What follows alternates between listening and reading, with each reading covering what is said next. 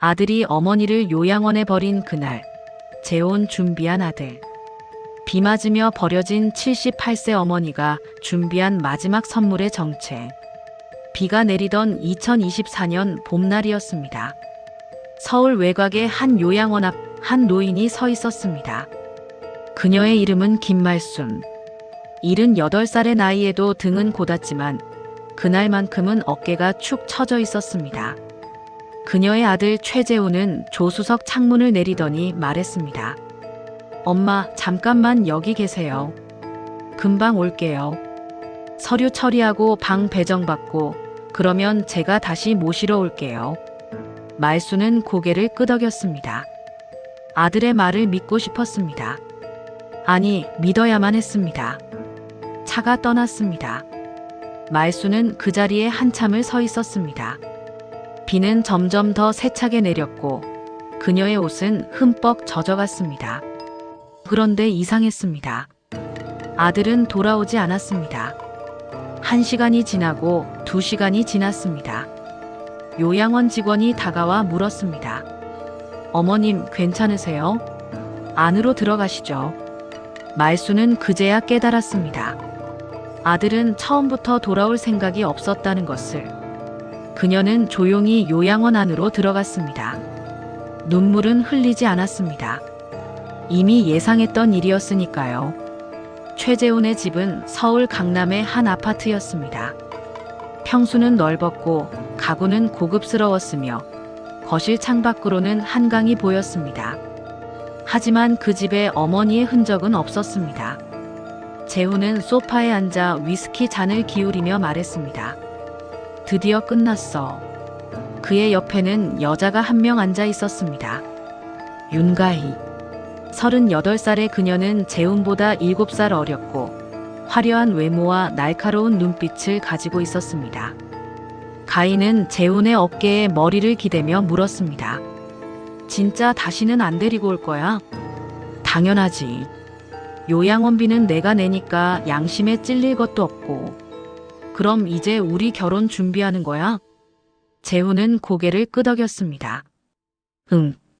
엄마만 없으면 모든 게 순조로워. 엄마가 반대하면 귀찮아지거든. 가희는 만족스러운 표정을 지었습니다. 그녀의 머릿속에는 이미 계산이 끝나 있었습니다. 재훈의 어머니는 강남에 땅 2필지를 소유하고 있었습니다. 시가로 약 30억 원 정도 되는 자산이었습니다. 재훈은 외아들이었고 당연히 그 땅은 그에게 상속될 것이었습니다. 가희는 그걸 노리고 있었습니다.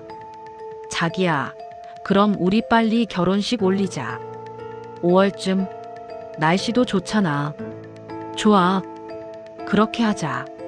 재훈은 어머니를 버린 지 불과 3시간 만에 결혼 날짜를 잡았습니다. 김말순은 요양원에서의 첫날 밤을 잠 못 이루며 보냈습니다.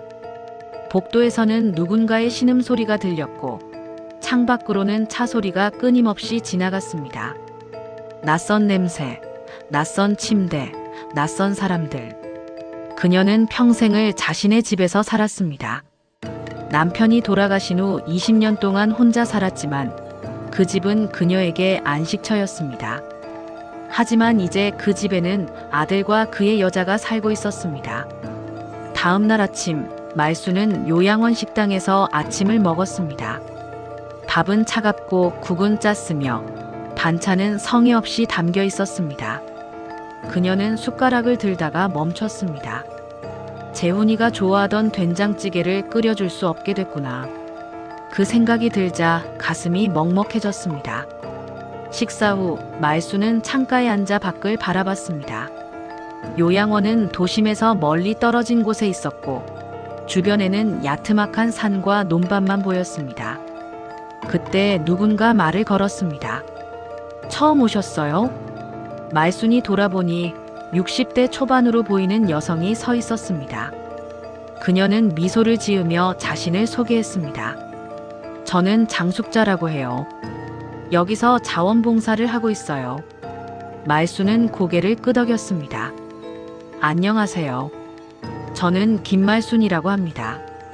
숙자는 말순의 옆에 앉았습니다. 가족분이 방문하셨어요? 말수는 고개를 저었습니다. 아직은요. 괜찮아요. 처음에는 다들 그래요. 적응하는데 시간이 걸리니까요. 숙자의 목소리는 따뜻했습니다. 말수는 오랜만에 사람의 온기를 느꼈습니다. 어머니를 요양원에 보낸 지 2달이 지났습니다. 재우는 한 번도 요양원을 방문하지 않았습니다. 전화도 하지 않았습니다. 요양원비는 자동이체로 처리했기 때문에 신경 쓸 일도 없었습니다. 그는 가희와 함께 결혼 준비에 몰두했습니다. 웨딩홀을 예약하고 드레스를 맞추고 예물을 고르고 신혼여행지를 알아봤습니다. 그 과정에서 가희는 말했습니다. 자기야, 어머님께는 청첩장 안 보내도 되지. 재우는 잠시 망설였습니다. 그래도 보내야 하지 않을까? 형식상이라도. 에이, 뭐하러. 어차피 안 오실 건데. 건강도 안 좋으시잖아. 그렇긴 한데. 자기야, 우리 결혼식이 조용하고 깔끔하게 진행되길 원하잖아. 어머님 오시면 분위기 어색해질 수도 있어. 재우는 고개를 끄덕였습니다. 그래, 내 말이 맞아. 하지만 결혼식 한 달 전, 재우는 청첩장 한 장을 우편으로 보냈습니다. 양심에 조금이라도 걸리는 것을 지우기 위해서였습니다. 청첩장은 요양원으로 배달됐습니다. 말수는 그 청첩장을 받아들고 한참을 바라봤습니다. 최재훈, 윤가의 결혼식에 초대합니다. 그녀는 청첩장을 천천히 펼쳤습니다. 화려한 디자인, 고급스러운 종이, 예쁜 글씨체. 하지만 그 어디에도 어머니라는 단어는 없었습니다. 하객 일동 정도의 대우였습니다. 말수는 청첩장을 다시 접었습니다. 그리고 조용히 중얼거렸습니다. 이제 내 역할은 끝났구나. 그날 밤 말수는 잠을 이루지 못했습니다. 창밖으로 달빛이 들어왔습니다. 그녀는 침대에 누운 채 천장을 바라봤습니다. 내가 뭘 잘못했을까? 그녀는 평생을 아들을 위해 살았습니다. 남편이 일찍 세상을 떠난 후 그녀는 혼자 아들을 키웠습니다. 새벽부터 밤늦게까지 일했고 아들에게 좋은 옷을 사주기 위해 자신은 헌옷을 입었습니다. 아들이 대학에 갈 때는 등록금을 마련하기 위해 집을 담보로 대출을 받았습니다. 아들이 사업을 시작할 때는 자신의 땅을 팔아 종잣돈을 만들어줬습니다. 그런데 이제 아들은 그녀를 버렸습니다. 말수는 눈물을 흘렸습니다. 소리 없이 조용히. 다음 날 아침 장숙자가 말순을 찾아왔습니다. 말순 씨, 오늘 날씨 좋아요. 산책 같이 하실래요? 말순은 고개를 끄덕였습니다. 두 사람은 요양원 뒤편의 작은 산책로를 걸었습니다. 봄바람이 불었고 꽃들이 피어 있었습니다. 숙자가 물었습니다. 요즘 표정이 안 좋으시던데 무슨 일 있으세요? 말수는 잠시 망설이다가 대답했습니다. 아들이 결혼을 해요. 아, 그거 좋은 일이잖아요. 네, 좋은 일이죠. 하지만 말순의 표정은 어두웠습니다. 숙자는 조심스럽게 물었습니다. 혹시 결혼식에 초대받으셨어요? 말순은 고개를 끄덕였습니다. 청첩장은 받았어요. 하지만 저를 원하는 것 같진 않아요. 숙자는 한숨을 쉬었습니다. 말순 씨, 제가 한 가지 물어봐도 될까요? 네. 아드님께 재산 같은 게 있으세요? 말순은 잠시 침묵했습니다. 강남에 땅이 2필지 있어요. 남편이 남긴 거예요. 언젠가 아들에게 물려줄 생각이었어요. 숙자는 고개를 끄덕였습니다. 아드님이 그걸 아시나요? 알죠. 제가 몇 번 얘기했으니까요. 숙자는 더 이상 말하지 않았습니다. 하지만 그녀의 눈빛에는 걱정이 가득했습니다. 말수는 그날 밤 결심했습니다. 내 재산을 어떻게 할지 다시 생각해봐야겠어. 일주일 후 말수는 요양원 사무실에서 전화를 걸었습니다. 변호사 사무실 맞습니까? 유언장을 작성하고 싶은데요. 상담 날짜가 잡혔습니다.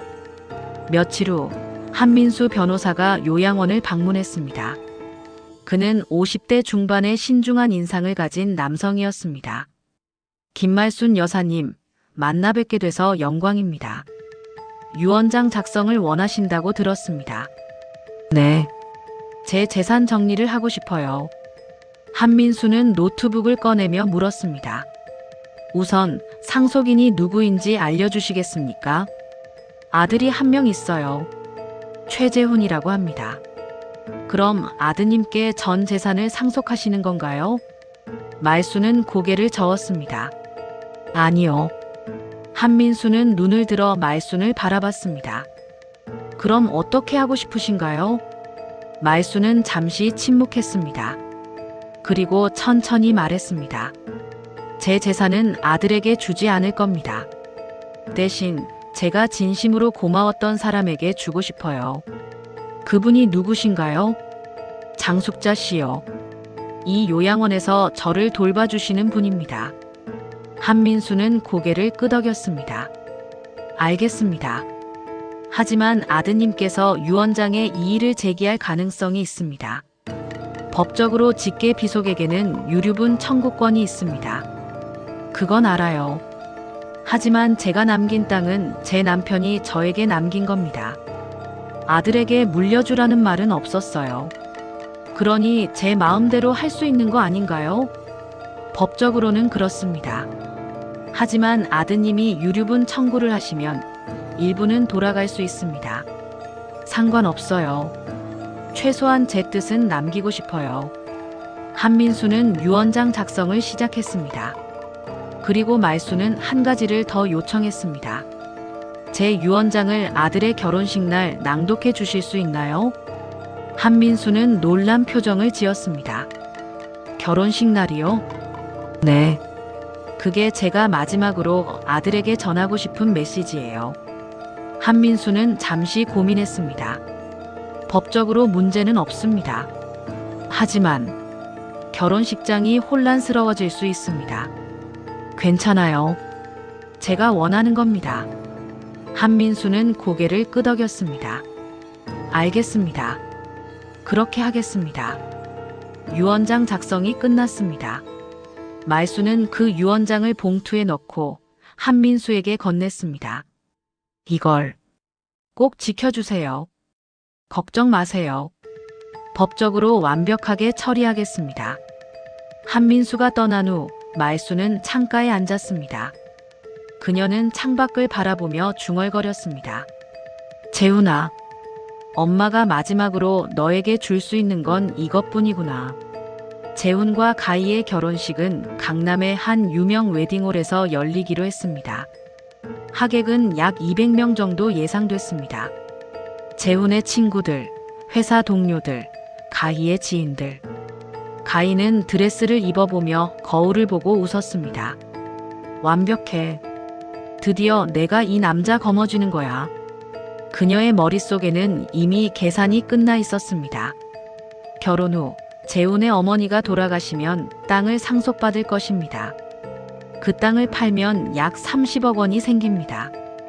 그 돈으로 더 큰 집을 사고 사업을 확장하고 호화로운 삶을 살 수 있습니다. 그녀는 재훈을 사랑하지 않았습니다. 다만 재훈이 가진 것을 사랑했을 뿐입니다. 재훈은 가희가 그런 생각을 하는지 몰랐습니다. 아니, 알고 싶지 않았습니다. 그는 가희의 화려한 외모에 취해 있었고 그녀와 함께 있으면 자신이 더 높아진 것처럼 느껴졌습니다. 결혼식 일주일 전 재훈은 가희에게 물었습니다. 신혼여행은 어디로 갈까? 몰디브 어때? 아니면 유럽? 좋아. 그럼 유럽으로 가자. 한 달 정도? 완벽해. 두 사람은 행복한 미래를 꿈꿨습니다. 하지만 그들은 몰랐습니다. 그 미래가 산산조각 날 것이라는 걸. 2024년 5월 11일 서울의 날씨는 화창했습니다. 재훈은 턱시도를 입고 거울을 보며 넥타이를 매고 있었습니다. 그의 얼굴에는 미소가 번졌습니다. 드디어 내 인생이 완성되는구나. 가인은 웨딩드레스를 입고 대기실에서 화장을 고치고 있었습니다. 그녀의 얼굴에도 만족스러운 미소가 걸려 있었습니다. 하객들이 하나둘 도착하기 시작했습니다. 웨딩홀은 화려하게 꾸며져 있었습니다. 하얀 꽃들, 샹들리에, 레드카펫. 오후 2시. 결혼식이 시작됐습니다. 입장 음악이 흘러나왔고 가이가 버진로드를 걸어 들어왔습니다. 하객들은 박수를 쳤고 재훈은 그녀를 맞이했습니다. 주례가 단상에 올라 축사를 시작했습니다. 오늘 이 자리에 모인 여러분, 진심으로 축하드립니다. 모든 것이 순조로웠습니다. 그런데 바로 그때였습니다. 웨딩홀 문이 열렸습니다. 한 남성이 들어왔습니다. 정장을 입은 50대 중반의 남성. 한민수 변호사였습니다. 그는 단상 앞으로 걸어갔습니다. 하객들은 수군거리기 시작했습니다. 저 사람 누구야? 왜 저러지? 재훈은 당황한 표정을 지으며 한민수를 바라봤습니다. 한민수는 마이크를 잡았습니다. 죄송합니다. 잠시 시간을 내주시기 바랍니다. 주례가 당황하며 물었습니다. 무슨 일이십니까? 저는 한민수 변호사입니다. 신랑 최재훈 씨의 어머니 김말순 여사님의 유언장을 낭독하기 위해 왔습니다. 순간 웨딩홀은 정적에 휩싸였습니다. 재훈의 얼굴이 창백해졌습니다. 뭐라고요? 가이도 놀란 표정을 지었습니다. 한민수는 봉투를 꺼냈습니다. 김말순 여사님께서는 지난달 유언장을 작성하셨습니다. 그리고 이 유언장을 오늘 아드님의 결혼식 날 낭독해달라고 요청하셨습니다. 재훈은 소리쳤습니다. 지금 무슨 짓이야? 결혼식을 망치려고. 한민수는 차분하게 말했습니다. 최재훈 씨, 이것은 법적으로 유효한 유언장입니다. 지금 낭독하지 않으면 법원의 제시도주 계속서 낭독될 것입니다. 어느 쪽이 더 나으시겠습니까? 재훈은 입을 다물었습니다. 한민수는 유언장을 펼쳤습니다. 김말순 여사님의 유언장을 낭독하겠습니다. 한민수의 목소리가 웨딩홀에 울려 퍼졌습니다. 나 김말순은 정신이 온전한 상태에서 다음과 같이 유언합니다. 하객들은 숨을 죽이고 들었습니다. 첫째, 나의 전 재산인 강남구 소재 토지 2필지는 내 아들 최재훈에게 상속하지 않습니다. 재훈의 얼굴이 새하얗게 질렸습니다. 가인은 재훈의 팔을 붙잡으며 속삭였습니다. 이게 무슨 소리야? 한민수는 계속했습니다. 둘째, 나의 전 재산은 나를 진심으로 대해준 장숙자 씨에게 상속합니다. 웨딩홀이 술렁이었습니다. 셋째, 내 아들 최재훈에게 전합니다. 재훈아, 사랑은 계산이 아니란다. 한민수는 잠시 멈췄습니다. 그리고 다시 말했습니다. 넷째, 나는 오늘 이 유언장이 낭독되기 전 이미 세상을 떠났습니다. 순간 웨딩홀이 충격에 휩싸였습니다. 재훈은 비틀거렸습니다. 뭐라고? 한민수는 조용히 말했습니다. 김말순 여사님께서는 어제 오전 11시 요양원에서 평화롭게 돌아가셨습니다. 재훈은 그 자리에 주저앉았습니다. 가인은 소리쳤습니다. 이건 말도 안 돼. 법적으로 유류분 청구할 거야. 한민수는 차갑게 대답했습니다. 유류분 청구는 가능합니다. 하지만 김말순 여사님께서는 생전의 아드님께 이미 많은 재산을 증여하셨습니다. 대학 등록금, 사업 자금, 결혼 자금 등을 포함하면 약 5억 원에 달합니다. 이는 법적으로 특별 수익에 해당하며 유류분 계산 시 공제됩니다. 재훈은 아무 말도 하지 못했습니다. 한민수는 마지막으로 말했습니다. 그리고 김말순 여사님께서는 마지막 영상 메시지를 남기셨습니다. 지금 보여드리겠습니다. 웨딩홀에 대형 스크린이 켜졌습니다. 스크린에 김말순의 얼굴이 나타났습니다. 그녀는 요양원 침대에 앉아 카메라를 바라보고 있었습니다. 얼굴은 수척했지만 눈빛은 또렷했습니다. 재훈아. 그녀의 목소리가 웨딩홀에 울려 퍼졌습니다. 이 영상을 보고 있다면 아마 내 결혼식 날일 거야. 엄마는 내 결혼을 축하해. 진심으로. 재훈은 눈물을 흘리기 시작했습니다. 말수는 계속했습니다. 엄마는 너를 평생 사랑했어. 내가 태어난 순간부터, 내가 첫걸음을 뗀 순간, 내가 학교에 입학한 순간, 내가 대학에 합격한 순간, 모든 순간이 엄마에겐 기쁨이었어. 가인은 불편한 표정으로 스크린을 바라봤습니다.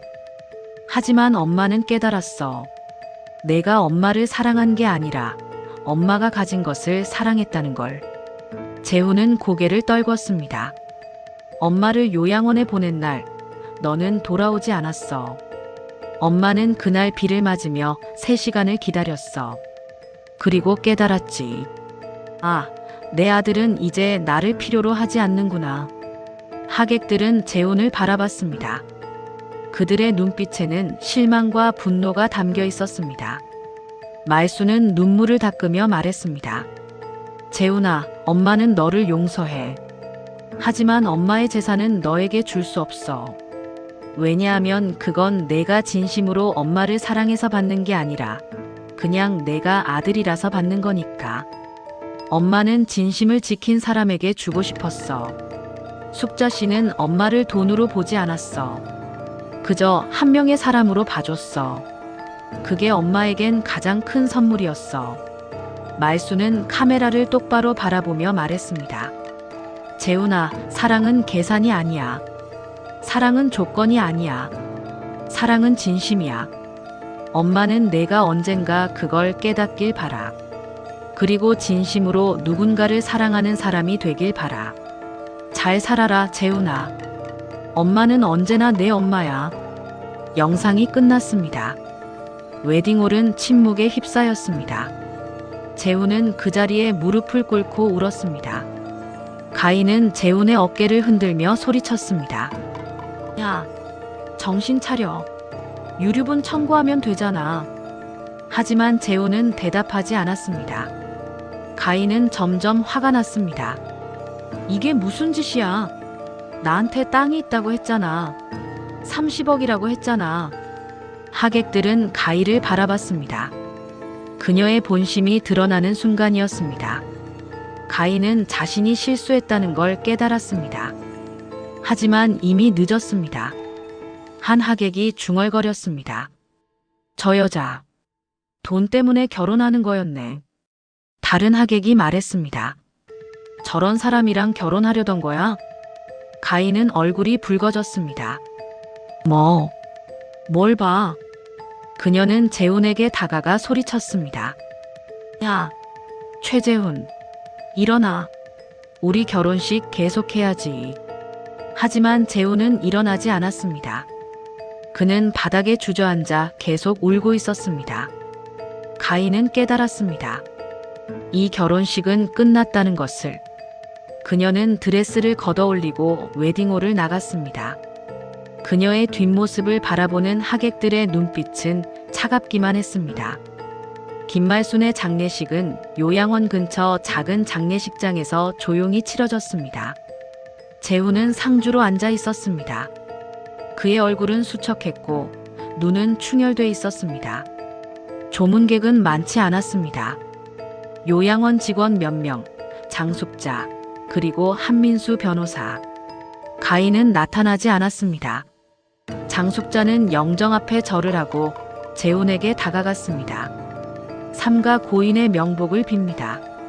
재훈은 고개를 숙였습니다. 감사합니다. 장숙자는 잠시 망설이다가 말했습니다. 재훈 씨, 어머님께서 마지막까지 당신을 걱정하셨어요. 당신이 행복하길 바라셨어요. 재훈은 눈물을 흘렸습니다. 저는 최악의 아들이었어요. 아니에요. 어머님은 당신을 사랑하셨어요. 끝까지. 재우는 더 이상 말하지 못했습니다. 장례식이 끝나고 재우는 어머니의 유골함을 들고 납골당으로 향했습니다. 그는 어머니의 유골함을 안치하고 한참을 그 앞에 앉아 있었습니다. 엄마, 미안해요. 정말 미안해요. 하지만 대답은 없었습니다. 장례식이 끝난 후 재우는 자신의 집으로 돌아왔습니다. 하지만 집은 텅 비어 있었습니다. 가인은 이미 짐을 싸서 떠난 상태였습니다. 거실 테이블 위에는 반지 한 개와 쪽지 한 장이 놓여 있었습니다. 재우는 쪽지를 집어들었습니다. 당신과는 더 이상 함께할 수 없어요. 돈도 없는데 무슨 의미가 있겠어요? 행복하세요. 재우는 쪽지를 구겼습니다. 그는 소파에 앉아 주변을 둘러봤습니다. 넓은 거실, 고급 가구, 한강 뷰. 하지만 이 모든 것이 의미 없게 느껴졌습니다. 그는 어머니가 살던 작은 방을 떠올렸습니다. 좁았지만 따뜻했던 그 방. 어머니가 끓여주던 된장찌개 냄새. 어머니의 웃음소리. 재우는 눈물을 흘렸습니다. 엄마, 저 이제 어떻게 살아야 해요? 하지만 대답은 없었습니다. 2편에서 계속됩니다.